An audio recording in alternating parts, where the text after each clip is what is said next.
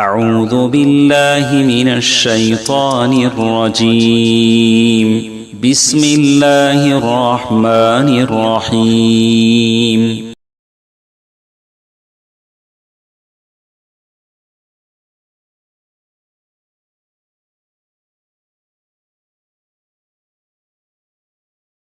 تمام تعریفیں بزرگی و کبریائی اس اللہ وحدہ لا شریک کے لیے لائق و زیبا ہے جو ساری کائنات کا پروردگار اور پالنہار ہے۔ درود و سلام ہو سارے انبیاء پر، خصوصاً پیارے نبی محمد صلی اللہ علیہ وسلم پر، جنہوں نے قدم قدم پر ہماری رہنمائی کی۔ حاضرین جمعہ، عزیز نوجوان دوستو، قابل احترام میری اسلامی ماؤں اور بہنوں، خطبہ مسنونہ کے بعد دو مختلف آیتیں میں نے آپ کے سامنے پڑھی۔ ان دونوں آیتوں میں مشترکہ طور پر اللہ تعالیٰ اللہ کے نبی صلی اللہ علیہ وسلم کو جن باتوں کا حکم دیتے ہیں وہ یہ ہے کہ اے نبی آپ دوسروں کی غلطیوں کو معاف کیجئے، اے نبی آپ دوسروں کی لغزشوں کو درگزر کیجئے، کیونکہ یہ آیتیں صرف اللہ کے رسول صلی اللہ علیہ وسلم کے لیے نہیں تھی، یہ پیغام صرف اللہ کے رسول کے لیے نہیں تھا، بلکہ پوری انسانیت کے لیے اللہ تعالیٰ یہ پیغام دے رہے ہیں کہ اگر دوسروں سے غلطی ہو جائے تو آپ درگزر کا معاملہ اختیار کیجئے، آپ دوسروں کو معاف کرنے کا رویہ اختیار کیجئے۔ اللہ تعالیٰ مجھے اور آپ کو یہ پیغام دینا چاہتے ہیں۔ قرآن مجید میں اللہ تعالیٰ نے اپنے لیے جن صفات کا تذکرہ کیا، اپنے لیے جن ناموں کا تذکرہ کیا، اس میں ایک صفت ہے العفو۔ قرآن میں بار بار ہم یہ آیت پڑھتے ہیں، اللہ تعالیٰ بہت معاف کرنے والا ہے، غفور ہے، غفار ہے، اور العفو کی صفت کے حوالے سے اللہ تعالیٰ نے سورۃ الشورى میں کہا وَهُوَ الَّذِي يَقْبَلُ التَّوْبَةَ عَنْ عِبَادِهِ وَيَعْفُو عَنِ السَّيِّئَاتِ۔ اللہ تعالیٰ کی ذات تو ایسی ذات ہے جو اپنے بندوں کے توبہ کو قبول کرتا ہے اور ان کی غلطیوں کو اللہ تعالیٰ معاف کرتے ہیں۔ سبحان اللہ، دیکھیں اللہ تعالیٰ جب رب ذوالجلال بندوں کی غلطیوں کو معاف کر سکتا ہے، جب اللہ تعالیٰ بندوں کی لغزشوں کو معاف کر سکتا ہے، تو میں اور آپ چاہے دنیا کا کتنا ہی بڑا انسان کیوں نہ ہو، اگر اس سے کسی کوئی غلطی ہوئے اس سے تو اس کو چاہیے کہ وہ دوسروں کی غلطیوں کو معاف کرے۔ انبیاء کی زندگی کو پڑھ کر دیکھیں، صحابہ کی زندگی کو آپ پڑھ کر دیکھیں، یقیناً میرے اور آپ کے لیے ایسی بے شمار مثالیں ملتی ہیں کہ ان کو تکلیف دینے والوں نے، ان کو دکھ پہنچانے والوں کو انہوں نے کیسے کیسے موڑ پر انہوں نے معاف کیا۔ یوسف علیہ السلام کی زندگی کو آپ پڑھ کر دیکھیں، اللہ تعالیٰ نے یوسف علیہ السلام کی سیرت کے اس پہلو کو بڑے ہی مؤثر انداز میں بیان کرتے ہوئے کہا قال لقد علمتم ما فعلتم بیوسف واخیہ اذ انتم جاہلون۔ جب یوسف علیہ السلام نے اپنے بھائیوں سے پوچھا تم نادانی کی حالت میں تم نے اور تمہارے بھائیوں نے مل کر یوسف اور یوسف کے بھائی کے ساتھ کیا برتاؤ کیا، کیا تم جانتے ہو؟ سارے بھائی پریشان ہو گئے، انہوں نے کہا قالوا اِنَّكَ لَأَنْتَ یوسف، کیا آپ ہی یوسف ہو کیا؟ تو یوسف علیہ السلام نے جواب میں کہا قال انا یوسف وہذا اخی، ہاں میں ہی یوسف ہوں اور یہ میرا بھائی بنیامین ہے۔ پھر اس کے بعد یوسف علیہ السلام نے کیا کیا ان بھائیوں کے ساتھ، آپ سورہ یوسف پڑھ کر دیکھیے۔ یوسف علیہ السلام کے بھائیوں نے ان کے ساتھ کیسا کیسا برتاؤ نہیں کیا، ان کو قتل کرنے کی سازش کی، ان کو انہوں نے کنویں میں ڈالا، ان کو انہوں نے جیل کی زندگی میں انہیں زندگی گزارنے کا موقع دیا، اور اتنی ساری تکلیفیں دینے کے باوجود یوسف علیہ السلام اس وقت عزیز مصر تھے، مصر کے بادشاہ تھے، ان کے پاس عہدے کی طاقت تھی، چاہتے تو وہ کچھ بھی کر سکتے تھے، لیکن یوسف علیہ السلام ایک پیغمبر تھے، ایک نبی تھے، انہوں نے ظالم بھائیوں کے ساتھ کیا برتاؤ کیا۔ قرآن پڑھ کر دیکھیے آپ، سورہ یوسف میں اللہ تعالیٰ نے یوسف علیہ السلام کے اس جملے کو نقل کیا۔ یوسف علیہ السلام نے کہا لا تثریب علیکم اليوم یغفر اللہ لکم، آج تم پر کوئی گرفت نہیں، آج تم پر کوئی ملامت نہیں، اللہ تعالیٰ تمہیں معاف کرے گا۔ سبحان اللہ، دیکھیے بھائیوں نے اپنے ہی بھائی کے ساتھ کیسا برتاؤ کیا اور کتنی تکلیفیں دی، اور ادھر یوسف علیہ السلام کیسا ان کے ساتھ برتاؤ کر رہے ہیں، معافی کا پروانہ انہیں دے رہے ہیں۔ اور یہی صفت، یہی خوبی پیارے نبی صلی اللہ علیہ وسلم کے اندر بھی کوٹ کوٹ کر بھری تھی۔ آپ اللہ کے رسول صلی اللہ علیہ وسلم کی پوری زندگی کو پڑھ کر دیکھیں، مکی زندگی کو، مدنی زندگی کو سب پڑھ کر دیکھیں۔ آخر میں جب اللہ کے رسول صلی اللہ علیہ وسلم مکے میں فاتحانہ طور پر جب داخل ہوتے ہیں، ایسے داخل ہوتے ہیں کہ سامنے والے مکے کے سارے قریش، مکے کے سارے کفار اللہ کے رسول صلی اللہ علیہ وسلم کے پاس معافی کی بھیک مانگ رہے ہوتے ہیں۔ ایسے میں اللہ کے رسول صلی اللہ علیہ وسلم نے مکے کے قریش سے کہا، یا معشر قریش ما ترون انی فاعل بکم، اے قریش کی جماعت، تم کیا جانتے ہو میں تمہارے ساتھ کیسا برتاؤ کروں گا؟ تم کیا سمجھتے ہو کہ میں اب تمہارے ساتھ کیسا معاملہ کروں گا؟ کیونکہ ایک وقت ایسا تھا کہ اللہ کے رسول صلی اللہ علیہ وسلم کو تکلیفیں دیتے تھے، صحابہ کو کیسی کیسی تکلیفیں انہوں نے نہیں دی، اور شعب ابی طالب میں اللہ کے رسول صلی اللہ علیہ وسلم اور صحابہ کو پتے کھانے پر مجبور کیے تھے یہ کفار، یہ مشرکین، اور اللہ کے رسول صلی اللہ علیہ وسلم کو اپنے ہی وطن سے انہوں نے باہر کر دیا تھا۔ ایسے میں اللہ کے رسول صلی اللہ علیہ وسلم نے کیا کیا جانتے ہیں؟ خود اللہ کے رسول صلی اللہ علیہ وسلم کے اس سوال پر سارے مکے کے مشرکین نے کہا، قالوا خیرا، ہم تو آپ سے اچھی امید رکھتے ہیں، ہم تو آپ سے یہ فیصلہ سمجھتے ہیں کہ آپ ہمارے حق میں اچھا ہی فیصلہ کریں گے۔ اس کے بعد اللہ کے رسول صلی اللہ علیہ وسلم نے فرمایا، اقول لکم کما قال یوسف لاخی، آج میں بھی تمہارے سامنے وہی بات دہراتا ہوں جو بات کہ یوسف علیہ السلام نے اپنے بھائیوں سے کہا تھا۔ پھر اللہ کے رسول صلی اللہ علیہ وسلم نے ان لوگوں کو کیا کہا، اذهبوا فانتم الطلقاء، جاؤ آج تم سب کے سب آزاد ہو۔ دیکھیں اللہ اکبر، اللہ کے رسول صلی اللہ علیہ وسلم کس طرح سے دوسروں کو معاف کیا کرتے تھے، اور اسی طرح صحابہ میں افضل البشر بعد الانبیاء اگر کوئی ہیں، انبیاء کے بعد سب سے افضل ترین انسان اگر کوئی اس روئے زمین پر ہیں تو وہ ابو بکر صدیق رضی اللہ عنہ تھے۔ ابو بکر صدیق رضی اللہ عنہ ایک غریب مہاجر صحابی جن کا نام تھا مصطح بن اثاثہ رضی اللہ عنہ، ان کی معاشی کفالت کیا کرتے تھے، ان کی گھریلو جو بھی ذمہ داریاں تھیں سب وہ اپنے ذمے میں لے کر رکھے تھے، اور اتنے غریب صحابی تھے کہ ہمیشہ وہ ان کی نگرانی میں رہتے تھے ابو بکر صدیق رضی اللہ عنہ کی۔ اور ایک مرتبہ منافقوں نے عائشہ رضی اللہ عنہا پر جب تہمت لگائی تو اس موقع پر مصطح بن اثاثہ رضی اللہ عنہ، 3 صحابہ ایسے تھے جو منافقوں کے اس چال میں آ گئے تھے، تو مصطح بن اثاثہ رضی اللہ عنہ بھی ان تہمت لگانے والوں میں سے ایک تھے۔ فوراً اسی وقت ابو بکر صدیق رضی اللہ عنہ قسم کھاتے ہیں کہ میں آج کے بعد سے مصطح بن اثاثہ کی معاشی کفالت نہیں کروں گا۔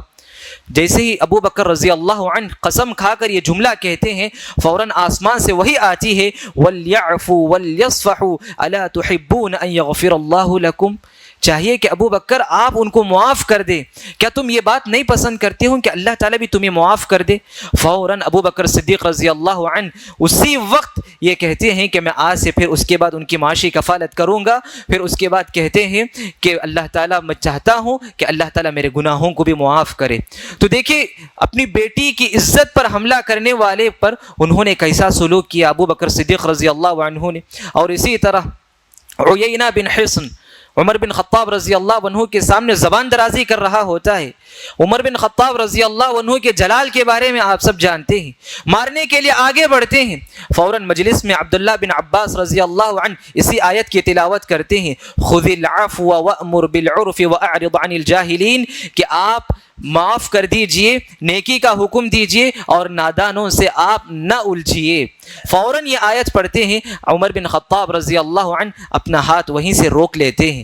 تو دیکھیں انتقام لینے کا جذبہ ہے، مگر پھر بھی اسلام نے کیا حکم دیا؟ دوسروں کو معاف کرنے کا حکم دیا۔ اگر انتقام لینا چاہتے ہیں، اگر بدلہ لینا چاہتے ہیں، لے سکتے ہیں، مگر اتنا ہی بدلہ لینا ہے جتنے آپ پر زیادتی ہوئی ہے۔ اللہ تعالیٰ نے کہا، وَإِنْ عَاقَبْتُمْ فَعَاقِبُوا بِمِثْلِ مَا عُوقِبْتُمْ بِهِ، اگر آپ کسی کو بدلہ لینا چاہتے ہیں، کسی کو سزا دینا چاہتے ہیں، آپ اتنے ہی سزا دیں گے جتنی آپ پر زیادتی ہوئی۔ وَلَئِنْ صَبَرْتُمْ لَهُوَ خَيْرٌ لِلصَّابِرِينَ، اگر آپ سامنے والے کی تکلیف کو برداشت کرتے ہیں، سامنے والے کی تکلیف کو صبر کرتے ہیں، سامنے والے کے دکھ کو آپ برداشت کرتے ہیں تو یہ آپ کے لیے بہت بہتر ہے۔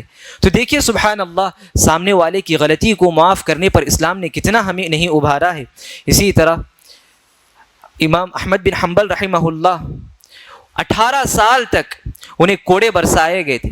معتصم جو بادشاہ تھا اس نے انہیں 18 سال تک کوڑے برسایا، اور کوڑے برسانے کے بعد بھی ان کی زبان سے یہی دعا تھی، اللہم اغفر لعبدک ابن المعتصم، اللہم اغفر لعبدک المعتصم، اے اللہ تو معتصم جو تیرا بندہ ہے اسے معاف کر دے اللہ۔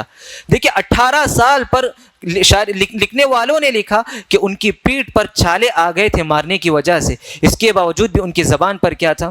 ظلم کرنے والوں کے سلسلے میں انہوں نے اللہ تعالیٰ سے معافی ہی طلب کی، ان کو انہوں نے معاف کر دیا تھا۔ تو روزمرہ کی زندگی میں اپنوں سے اوروں سے کتنی تکلیفیں ہمیں نہیں پہنچتی ہیں، کتنے دکھ نہیں پہنچتے ہیں، تو ہمیں کیا کرنا چاہیے ایسے میں؟ اسلام ہمیں حکم دیتا ہے کہ ہم ایسے وقت میں دوسروں کو معاف کریں، دوسروں کو درگزر کریں، خصوصاً میاں بیوی کے درمیان جب انبن ہو جائے، میاں بیوی کے درمیان جب اختلافات ہو جائے، اگر بیوی کی طرف سے شوہر کو کوئی تکلیف کی بات پہنچے یا شوہر کی طرف سے بیوی کو کوئی تکلیف کی بات پہنچتی ہے تو اسلام نے حکم دیا کہ وہ ایک دوسرے کو معاف کرتے ہوئے آگے بڑھے۔ اگر بات بات پر گرفت کریں گے، اگر تھوڑی سی غلطی پر بھی آپ گرفت کریں گے تو زندگی آگے نہیں بڑھ سکتی ہے، یاد رکھیے۔ قرآن میں اللہ تعالیٰ نے کہا، یا ایھا الذین آمنوا ان من ازواجکم واولادکم عدوا لکم فاحذروہم وان تعفوا وتصفحوا وتغفروا فان اللہ غفور رحیم، کہ اے ایمان والو، تمہاری بیویاں، تمہارے بچے تمہارے لیے دشمن ہیں، لہٰذا تم ان سے بچ کر رہنا۔ ہاں اگر ان سے کچھ تکلیف پہنچتی ہے، کچھ دکھ پہنچتا ہے تو تم انہیں معاف کیا کرو۔ سبحان اللہ۔ دیکھیں میاں بیوی کے درمیان جب کوئی بھی پریشانی آئے، کوئی بھی تکلیف کی بات آپ کو پہنچے، آپ درگزر کر دیجئے، آپ اگنور کر دیجئے اس بات کو، زندگی آگے بڑھے گی، زندگی سکون کے ساتھ گزر سکتی ہے۔ اور اسی طرح سے اپنوں کے درمیان گھروں میں یا اداروں میں کوئی کام کرنے والے ہوتے ہیں، اپنے ماتحت جو بھی کام کرنے والے ہوں گے، جان بوجھ کر اگر ان سے کچھ غلطی ہوتی ہے تو ان کو بھی آپ معاف کر دیجئے۔ کیا دلیل ہے کہ ایک صحابی اللہ کے رسول صلی اللہ علیہ وسلم کے پاس آ کر سوال کرنے لگے، کم نعفو عن الخادم یا رسول اللہ، اے اللہ کے رسول اگر خادم سے غلطی ہوتی ہے تو کتنے بار ہم اس کو معاف کریں گے؟ اللہ کے رسول صلی اللہ علیہ وسلم ادھر مڑ جاتے ہیں، پھر سوال کرتے ہیں وہ صحابی، پھر اللہ کے رسول مڑ جاتے ہیں، پھر تیسری مرتبہ سوال کرتے ہیں تو اللہ کے رسول صلی اللہ علیہ وسلم فرماتے ہیں، تو غور کرنے کی بات ہے یہاں پر اللہ کے رسول کا جواب دیکھے، اعفو عنہ فی کل یوم 70 مرہ، دن میں اگر تمہارے خادم سے، تمہارے نوکروں سے 70 مرتبہ بھی غلطی ہو جائے تو تم اس کو اگنور کیا کرو، اس کو معاف کر دیا کرو۔ سبحان اللہ، کیسا مذہب ہے اسلام! دوسروں کو معاف کرنے کا ہنر سکھاتا ہے، دوسروں کو معاف کرنے کی اسلام ہمیں تعلیم دیتا ہے۔ اور اسی طرح سے جب بھی ہم میں سے کسی سے غلطی ہو جائے، خصوصاً بھائی بھائی سے دوری ہو جاتی ہے، بھائی بہنوں سے دوری ہو جاتی ہے، والدین کے اپنے بچوں سے دوری ہو جاتی ہے، تو ایسے میں کیا کرنا چاہیے؟ ایک دوسرے آپس میں ملتے تک نہیں، باتیں تک نہیں کرتے، حتیٰ یہ کہ ایک دوسرے کی وفات کے موقع پر جنازے کو دیکھنے تک ایک دوسرے تیار نہیں ہوتے ہیں۔ تو ایسے میں ایک دوسرے کو معاف کرے۔ ہاں البتہ ضرور یہ ہو سکتا ہے کہ دلوں میں تکلیف آ سکتی ہے کہ میں کیسے سامنے جا کر ان کو معافی طلب کروں کہ بھائی مجھے معاف کر دیجئے، کہ بہن مجھے معاف کر دیجئے، کہ کیسے ہم جا کر معافی طلب کریں گے؟ یقیناً ایک بہت بڑا کام ہے۔ ہر کوئی یہ چاہتا ہے کہ میں اپنی عزت کو کیسے بچاؤں، کہ ہر کوئی عزت کا مسئلہ یہاں پر سمجھتا ہے، ہر کوئی چاہتا ہے کہ میری توہین ہوگی، میری کمزوری ہے کہ میں جا کر اپنے بھائی سے کہوں کہ بھائی مجھے معاف کر دیجئے۔ سن لیجئے اللہ کے رسول صلی اللہ علیہ وسلم کی حدیث، پیارے نبی صلی اللہ علیہ وسلم نے فرمایا، ما زاد اللہ عبدا بعفو الا عزا، جب بھی کوئی بندہ معافی طلب کرنے کے لیے کسی بھائی کے پاس جاتا ہے تو وہ اپنے آپ میں یہ سمجھتا ہے کہ یہ میں کمتر ہوں، لوگ مجھے کمزور سمجھیں گے، لیکن اللہ تعالیٰ کے نزدیک اس کا بڑا مقام و مرتبہ ہے۔ دنیا والوں کی نظر میں وہ کمتر ہو سکتا ہے، لیکن اللہ کی نظر میں وہ شخص کا بڑا ہی مقام و مرتبہ ہوگا جو آگے بڑھ کر دوسروں سے جا کر معافی طلب کرے، معافی چاہ لے۔ اور اسی طرح جو لوگ آگے بڑھ کر معافی طلب کرتے ہیں، دوسروں کو معاف کر دیتے ہیں، ان کے سلسلے میں اللہ تعالیٰ نے کہا فمن عفا واصلح فاجرہ علی اللہ، جو شخص معاف کر دے دوسروں کو، اس کا اجر تو اللہ تعالیٰ کے پاس ہے۔ اللہ تعالیٰ نے یہ نہیں کہا کہ اس کو فلاں چیز دی جائے گی، بس اللہ کے رسول اللہ تعالیٰ نے کہا کہ اس کا اجر اللہ کے پاس ہے، اللہ تعالیٰ بے حساب اجر سے نوازے گا اس کو۔ اور اسی طرح سے جب ہم دوسروں کو معاف کرتے ہیں تو یہاں پر نفرت کی جگہ پہ محبت آتی ہے، دشمنی کی جگہ میں دوستی پیدا ہوتی ہے۔ اللہ تعالیٰ نے قرآن میں کہا وَلَا تَسْتَوِي الْحَسَنَةُ وَلَا السَّيِّئَةُ کہ برائی کا بدلہ برائی سے نہیں، برائی کا بدلہ آپ بھلائی سے دیا کرو، دشمنی کا بدلہ آپ دوستی سے دیا کرو، نفرت کا بدلہ آپ محبت سے دیا کرو۔ ہوگا کیا؟ فَإِذَا الَّذِي بَيْنَكَ وَبَيْنَهُ عَدَاوَةٌ كَأَنَّهُ وَلِيٌّ حَمِيمٌ جو آپ کے اور آپ کے بھائی کے درمیان جو تکلیف ہے، جو دشمنی ہے، وہ کس میں تبدیلی ہوگی؟ كَأَنَّهُ وَلِيٌّ حَمِيمٌ ایک جگری دوست میں تبدیل ہو جائے گی۔ جب آپ معاف کریں گے دوسروں کو، یقیناً آپ اس کے ثمرات کو بہت زیادہ محسوس کر پائیں گے۔ شیخ صالح بن العثیمین رحمہ اللہ نے اس آیت کے حوالے سے کہا من تطبق فی حیاتہ شعر بالسعادۃ والانس جو شخص اپنی زندگی میں اس آیت کو یعنی خذ العفو وامر بالعرف واعرض عن الجاہلین یعنی دوسروں کو معاف کرنے کی جو صفت اپنے اندر پیدا کرے گا، وہ زندگی سکون سے گزارے گا۔ آپ تجربہ کر کے دیکھیے کہ اگر ہم کسی کو معاف کرتے ہیں تو کتنے سکون و اطمینان کے ساتھ رہیں گے۔ اگر ہم سامنے والے کو معاف نہیں کریں گے، خود رشتہ داروں میں کتنے ایسے ہیں جن کے اور ہمارے درمیان کے کئی سالوں سے دشمنی پنپ رہی ہوتی ہے، آپ جا کے ان سے معافی طلب کیجئے۔ جب تک آپ ان سے معافی طلب نہیں کریں گے، اس وقت تک میرے اور ان کے دل میں تکلیفیں اور یہ عداوت، یہ نفرتیں پنپ رہی ہوتی ہیں اور یہ بڑھتے ہی چلی جائے گی، کبھی کم ہونے والا نہیں ہے۔ تو اس لیے آپ آج ہی جائیے، جن کے درمیان بھی اگر کوئی بھی رنجش ہو تھوڑی سی بھی، آپ ان کے سامنے جائیے، آپ ہاتھ بڑھائیے، آپ ان سے کہیے کہ بھائی مجھ سے غلطی ہو گئی ہے، اللہ کے لیے آپ مجھے معاف کر دیجئے، اللہ کے لیے آپ مجھے معاف کر دیجئے۔ آپ یہ جملہ کہیے، انشاءاللہ آپ اپنی زندگی میں ایک عجیب خوشی کو اور عجیب سکون اور اطمینان کو آپ محسوس کر پائیں گے۔ اور اسی طرح سے جہاں پر اسلام نے ہمیں یہ حکم دیا کہ اگر کوئی غلطی کرے تو ہم ان کو معاف کر دیں، تو وہیں پر یہ بھی حکم دیا اگر مجھ سے غلطی ہوتی ہے، مجھے اپنی غلطی کا احساس ہے، تو میں آگے بڑھ کر اس سے معذرت طلب کروں کہ بھائی مجھ سے غلطی ہو گئی، آپ مجھے معاف کر دیجئے۔ معذرت طلب کرنے میں کبھی آپ عار محسوس نہ کریں۔ غلطی کا احساس ہو گیا، فوراً آپ جا کر اس سے اپنی غلطی کا احساس ہونے پر معذرت طلب کیجئے۔ یہ بھی ایک نبی کی صفت ہے۔ اللہ کے رسول صلی اللہ علیہ وسلم ایک مرتبہ قضاء حاجت کر رہے ہوتے ہیں، اتنے میں ایک صحابی وہاں سے سلام کر کے گزرتے ہیں۔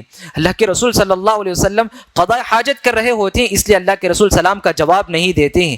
اللہ کے رسول وضو سے فارغ ہونے کے بعد اس صحابی سے جا کر معذرت کرتے ہیں کہ بھائی آپ نے سلام کیا، میں نے جواب نہیں دیا اس لیے کہ میں قضاء حاجت میں تھا۔ پھر اس کے بعد اللہ کے رسول اس صحابی کا سلام کا جواب دیتے ہیں۔ تو دیکھیے، آپ کبھی بھی اپنی طرف سے غلطی ہو جائے تو کبھی بھی معذرت طلب کرنے میں آپ نہ ہچکچائیں، آپ تردد میں نہ رہیں، آگے بڑھ کر آپ دوسروں سے معذرت طلب کر لیا کریں۔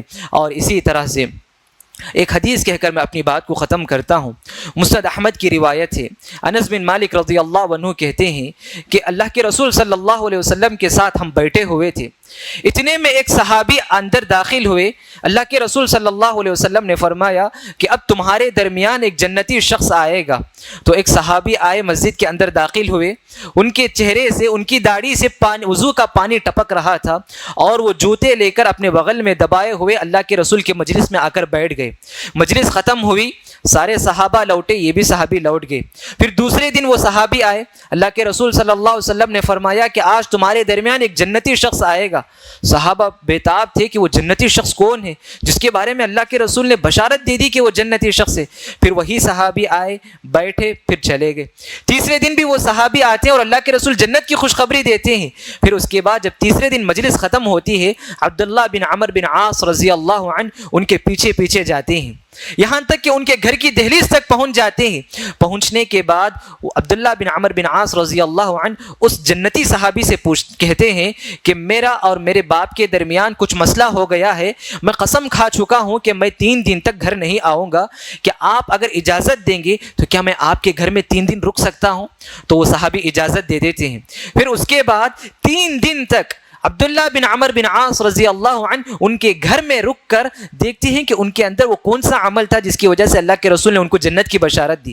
دیکھتے ہیں رات کا وقت ہوتا ہے، جب ان کی نیند بیدار ہوتی ہے، نیند سے بیدار ہوتے ہیں تو کچھ نہ کچھ اللہ تعالیٰ سے دعا کر کے سو جاتے ہیں، پھر فجر کی نماز کے لیے بیدار ہوتے ہیں۔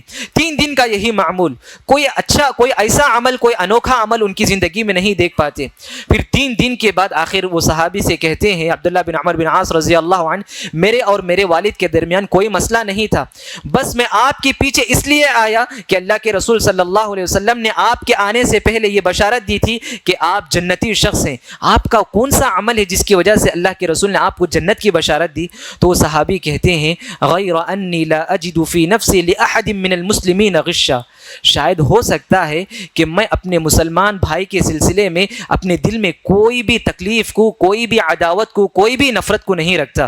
جب بھی مجھے اپنے مسلمان بھائی سے تکلیف پہنچتی ہے فوراً میں اپنے دل سے اس کو نکال دیتا ہوں، اس کو معاف کر دیتا ہوں۔ اپنے مسلمان بھائی کے سلسلے میں تھوڑی سی بھی میں عداوت نہیں رکھتا، نفرت نہیں رکھتا، اور کبھی میں اپنے مسلمان بھائی کے سلسلے میں حسد بھی نہیں کرتا ہوں۔ شاید یہی وجہ ہوگی جس کی وجہ سے اللہ کے رسول صلی اللہ علیہ وسلم نے مجھے جنت کی بشارت دی ہوگی۔